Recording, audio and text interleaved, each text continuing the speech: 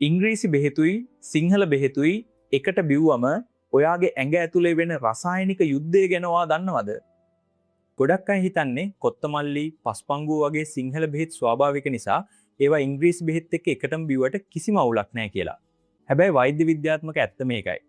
මේ ඖෂධ පැලෑටි ස්වාභාවික වුණත් ඒවෙත් තියෙන්නේ ඊටමත් ප්‍රබල රසායනික සංයෝග. අපි බොන බෙහෙත් ආමාශයේදී දිය වුණාට පස්සේ ඒවේ තියෙන රසායනික කොටස් කෙලින්ම යන්නේ අපේ අක්මාවට. අපේ අක්මාවේ තියෙනවා බෙහෙත් බිඳ හෙළන විශේෂ එන්සයිම. සිංහල බෙහෙතුයි ඉංග්‍රීසි බෙහෙතුයි එකට අක්මාවට ගියාම මේ එන්සයිම වලට වැඩ කරගන්න බැරි වෙනවා.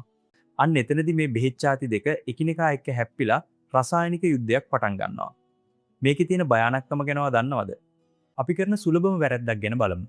ඒ තමයි හෙම්බිරිස්සාවට පැරස්ටමෝල් බොන ගමම්ම කොත්තමල්ලි සහ පස්පංගුවත් එකටම බොන එක. මේ විදිහට ඉංග්‍රීසි බෙහෙතුයි සැර සිංහල බෙහෙතුයි දෙකම එකපාර බිව්වහම ඒ ඔක්කොම එකවර පෙරායිවත් කරන්න අපේ අක්මාවට දරා ගන්න බැරි තරම් මහන්සියක් ගන්න වෙනවා. එතකොට අක්මාවට ඒ වැඩ ප්‍රමාණය දරා ගන්න බැරුව අක්මාවේ සෛලවලට හානි සිදු වෙන්න පුළුවන්. ඒකෙන් අක්මාව නරක් වෙන්න උනත් පුළුවන්.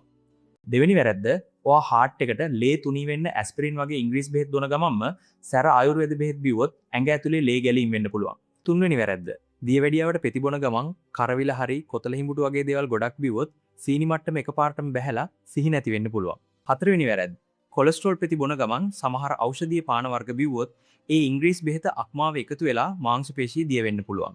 ඉතින් මේ රසායනික යුද්ධය නිසා අන්තිමට වෙන්නේ එක්කෝ අර ඉංග්‍රීසි බෙහෙත ඇඟට විෂ වෙනවා.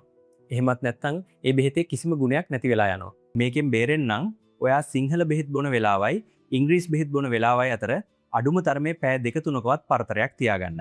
ඒ වගේම ඔයා දිගටම සිංහල බෙහෙත් හරි වෙනත් විටමින් ඡාති හරි බොනවා නම් අලුත් බෙහෙත් ගන්නකොට ඒ ගැන ඔයාගේ ડોක්ටර්ට අනිවාර්යයෙන්ම කියන්න.